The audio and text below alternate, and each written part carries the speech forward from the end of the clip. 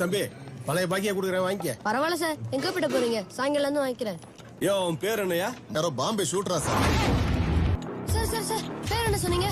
ஓ ஊர் தான், ஏதோ வீரையா.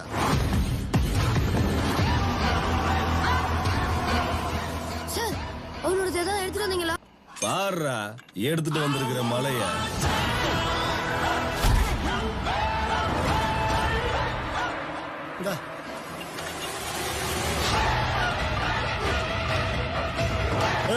யாரா நீ?